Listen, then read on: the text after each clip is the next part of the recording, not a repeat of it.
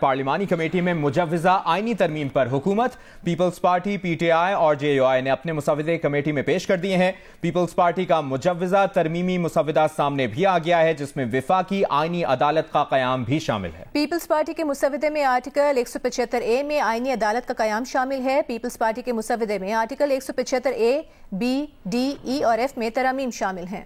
Chairman Peoples party Bilawal Bhutto Zardari کا کہنا ہے کہ 26ویں آئینی ترمیم شنگھائی تعاون تنظیم کے اجلاس سے پہلے بھی ممکن ہے۔ خصوصی پارلیمانی کمیٹی کے اجلاس کے بعد گفتگو کرتے ہوئے بلاول بھٹو زرداری نے کہا کہ وہ چاہتے ہیں کہ آئینی ترمیم حکومت کے زور پر نہیں بلکہ اتفاق رائے سے ہو۔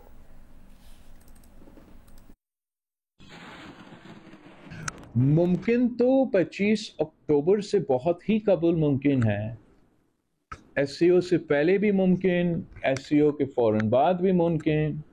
میرا کوشش آج تک اور آگے جا کے یہی رہا ہے کہ ممکن اپنی جگہ ہم پولیٹیکل پارٹیز کی کنسنسس بنا کے یہ کرے۔ ایک طرف وہ کہتے ہیں کہ ہمیں ٹائم چاہیے، دوسری طرف وہ کہتے ہیں کہ ہر قیمت میں ہم اس کو روکیں گے، ہم اسلام آباد کو یرغمال بنائیں گے، ہم اس کو نہیں پاس کرنے دیں گے۔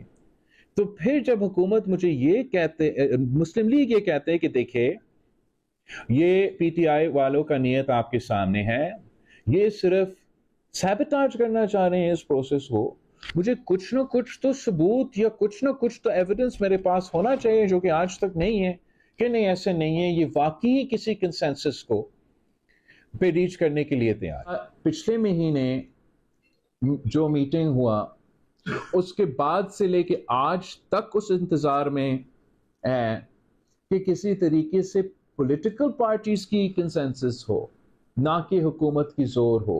وفاقی وزیر قانون اعظم نذیر تاڑ نے کہا ہے کہ حکومت نے اپنا مسودہ کمیٹی ارکان سے شیئر کر لیا ہے۔ اجلاس کے بعد گفتگو میں اعظم نذیر تاڑ نے بتایا کہ یہ وہی مسودہ ہے جس کی تفصیل سپریم کورٹ بار کے اجلاس میں پیش کی تھی۔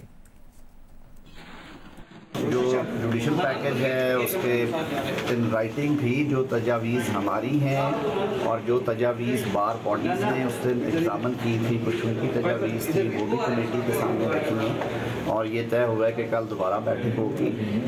وہی ڈرافٹ ہے جس میں وفاقی آئینی عدالت کے قیام کی بات ہے، جوڈیشل کمیشن کو کس طرح ہونا چاہیے، ججز کی اکاؤنٹیبلٹی کا نظام کیا ہو، ان کی competence to function, professional competence جو ہے وہ بنیاد بھی ہونی چاہیے، جو کام نہیں کرتے ان کے بارے میں کوئی تعدیبی قانون ہونا چاہیے۔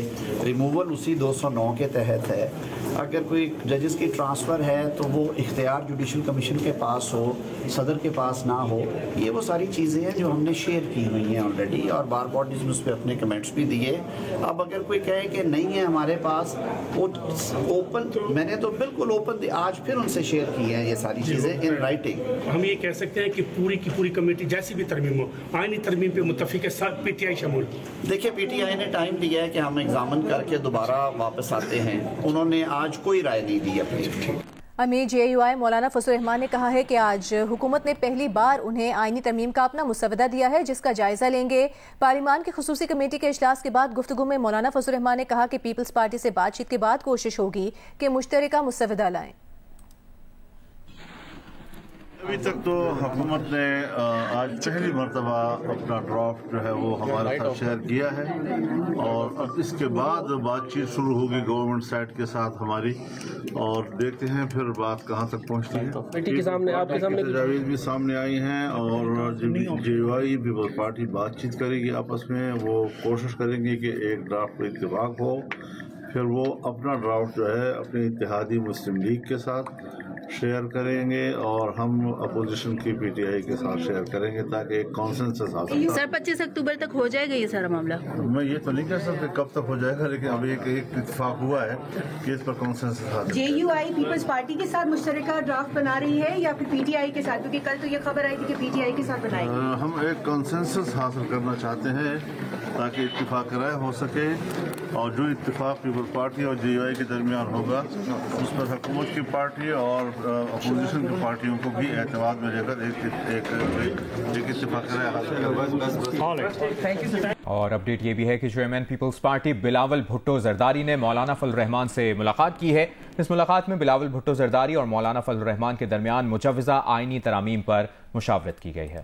بتائیں گے وزیر اطلاعات پنجاب اسما بخاری نے کہا ہے کہ پی ٹی آئی نے فلسطین کانفرنس میں شرکت سے انکار کیا اور بھارتی وزیر خارجہ کو احتجاج میں بلایا۔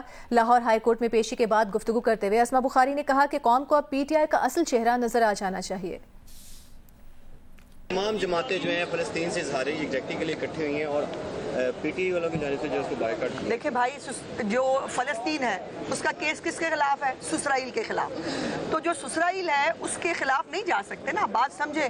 بچے پل رہے ہیں ان کے پیسوں کے اوپر، جب گولڈ سمتھ کی فیملی کے اوپر جو پیسوں کے اوپر بچے پل رہے ہیں، اور جو بچے ہم نے ایکسیپٹ کیے ہوئے ہیں وہ بھی پل رہے ہیں، جو نہیں ایکسیپٹ کی وہ بھی پل رہی ہے، تو پھر بھائی مطلب ان کے خلاف تو نہیں جا سکتے نا۔ یہ ہے بھارتی وزیر خارجہ کو کہنا کہ ہمارے آ جاؤ ذرا احتجاج میں آ کے ہمیں فیسیلیٹیٹ کرو ملک کے خلاف نعرے لگانے کے لیے، اداروں کے خلاف بغاوت میں لوگوں کو اکسانے کے لیے، اور دوسری طرف فلسطین جو ہے جہاں پر جینوسائیڈ ہو رہی ہے، جہاں پہ بچے بڑے بزرگ عورتیں مر رہے ہیں، وہاں پر یہ بیٹھ نہیں سکتے۔ سو یہ ہے اصل چہرہ، اللہ کرے قوم کو نظر آ جائے۔ NA 231 پر ووٹوں کی دوبارہ گنتی کے دوران ریجنل الیکشن کمیشن پر حملے کی تحقیقات جاری ہیں، جس میں پتہ چلا ہے کہ دفتر کے اندر موجود ایک شخص نے دروازہ کھول کر حملہ آوروں کو بلایا تھا۔ اس کی تفصیل جانیں گے نمائندہ جیو نیوز ذیشان شاہ نے ہمیں جوائن کیا۔ ذیشان، اب تک تحقیقات سے کیا پتہ چلا ہے؟ جی دیکھیں، بالکل یہ ریجنل الیکشن کمیشن میں جو آج ایک حملہ ہوا ہے اس کے لیے وہ فوٹیج جو ہے اس کے مناظر ٹی وی بھی دیکھے جا سکتے ہیں کہ یہ مسجد کا ایک دروازہ تھا۔ تفتیش کاروں کو کہنا ہے کہ مسجد کا دروازہ کھولا گیا تھا اور پیچھے سے جو یہ حملہ آور تھے وہ اس کے اندر داخل ہوئے اور اسی راستے سے ہوتے ہوئے دفتر کے اندر گیا۔ دفتر میں جانے کے بعد میں انہوں نے توڑ پھوڑ کی۔ صرف یہی نہیں، جہاں پہ جس کمرے میں ووٹنگ کا عمل ہونا تھا یا اس کے علاوہ جس کمرے جو ریجنل الیکشن کمیشن کا جو آفس تھا وہاں پہ بھی ملزمان نے توڑ پھوڑ کی۔ اس کے علاوہ جو DBR لگا تھا وہ بھی توڑ کے لے جانے کی کوشش کی۔ تاہم اب تک جو ہے پولیس حکام اور جو قانون نافذ کرنے والے ادارے ہیں وہ تفتیش کریں کہ مسجد کے قریب جو راستہ جو دروازہ یہاں سے لوگ داخل ہوئے تھے اس کے گرد و نواح کی CCTV فوٹیجز بھی اس وقت جمع کی جا رہی ہیں، جبکہ انٹیلیجنس معلومات کی بنیاد اور ساتھ ساتھ جو عینی شاہدین تھے ان کے بیانات قلم بند کرنے کے بعد میں تفتیش کو مزید اس وقت آگے بڑھایا جا رہا ہے۔ جی آپ کو بتائیں گے صدر آصف علی زرداری نے ترکمانستان کے دارالحکومت اشخاباد میں ترکمانستان کے صدر بردی محمودوف اور ترکمانستان کے قومی رہنما اور پیپلز کونسل کے چیئرمین قربان علی بردی سے ملاقاتیں کی ہیں۔ ملاقاتوں کے دوران دو طرفہ تعلقات بالخصوص تجارت کے فروغ پر بات چیت کی گئی۔ صدر آصف علی زرداری نے ترکمانستان کے صدر اور قومی رہنما کو دورہ پاکستان کی دعوت بھی دی۔ صدر آصف علی زرداری نے کہا کہ پاکستان اور ترکمانستان کے درمیان مضبوط اور دوستانہ تعلقات ہیں۔ دونوں ملکوں کے تعلقات امن اور خوشحالی کے مشترکہ ویژن پر مبنی ہیں۔ اور ابھی آپ کو بتائیں، وزیر اعظم شہباز شریف کا کہنا ہے کہ ایک طرف پاکستان کی ترقی اور خوشحالی کے منصوبے ہیں اور دوسری طرف جتھے ملک پر چڑھائی کر رہے ہیں۔ پیٹرول بم اور گالم گلوچ جنونی جتھے کا وتیرہ بن چکا ہے۔ ایک صوبے کی طرف سے وفاق پر لشکر کشی کا مقصد ملک کا امیج خراب کرنا تھا۔ اسلام آباد پولیس نے جرأت اور بہادری سے ان کے عزائم کو خاک میں ملایا۔ پولیس لائنز ہیڈ کوارٹر اسلام آباد میں خطاب کرتے ہوئے وزیر اعظم نے کہا کہ سندھ اور بلوچستان میں بھی پولیس کی بہتری کے لیے کام کیا جا رہا ہے۔ KP کو وفاق کی مدد کی ضرورت ہو تو ہم ہر وقت حاضر ہیں۔ وزیر اعظم کا اسلام آباد پولیس کی تنخواہیں پنجاب پولیس کے برابر کرنے کا اعلان، یادگار شہداء پر حاضری بھی دی۔ ایک طرف پاکستان کی خوشحالی اور ترقی کے یہ منصوبے، عام آدمی کی خوشحالی اور بہتری کے یہ اعلانات، اور دوسری طرف جتھے جو ہیں وہ چڑھائی کر رہے ہیں وفاق کے اوپر، پٹرول بم پھینکنا اور گالم گلوچ اور سر پھاڑنا جو جنونی جتھے کا ایک وتیرہ بن چکا ہے۔ آپ نے پھر اور جو لشکر کشی ہو رہی تھی ایک صوبے کی طرف سے وفاق کے اوپر جو حملہ کیا جا رہا تھا، آپ نے اپنی جرأت، بہادری اور پاکستانی سوچ کے تحت آپ نے ان کے منصوبوں کو آپ نے خاک میں ملایا۔ میں آپ کو سلام پیش کرتا ہوں۔ صوبہ سندھ میں بھی اور صوبہ بلوچستان میں بھی وہاں پر دن رات کام کیا جا رہا ہے، اور اگر صوبہ KP کو وفاق کی کوئی بھی مدد کی ضرورت ہے، سپورٹ کی ضرورت ہے، تو ہم اس کے لیے ہر وقت حاضر ہیں۔ چیئرمین PTI بیرسٹر گوہر کا کہنا ہے کہ حکومت جس طرح جلد بازی میں آئینی ترمیم کرنا چاہ رہی ہے وہ غیر قانونی ہے۔ PTI کے کارکنوں پر ووٹ کے لیے دباؤ ڈالا جا رہا ہے، ان کے گھروں پر چھاپے مارے جا رہے ہیں۔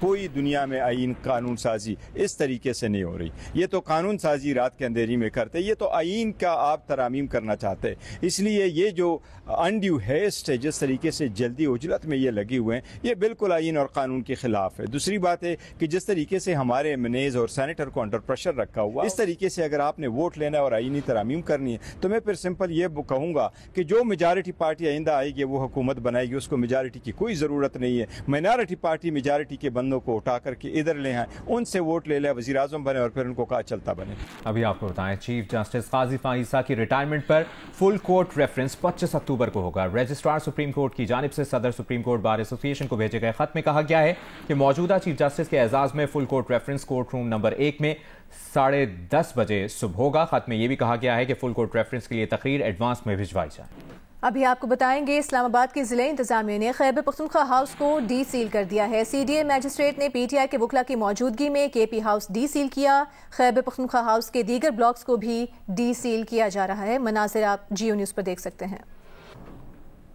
اسلام آباد کی ضلع انتظامیہ نے خیبر پختونخوا ہاؤس کو ڈی سیل کر دیا ہے. سی ڈی اے میجسٹریٹ نے پی ٹی آئی کے وکلاء کی موجودگی میں کے پی کے ہاؤس ڈی سیل کیا ہے. خیبر پختونخوا ہاؤس کے دیگر بلاکس کو بھی ڈی سیل کیا جا رہا ہے, یہ بھی کہا ہے انتظامیہ نے.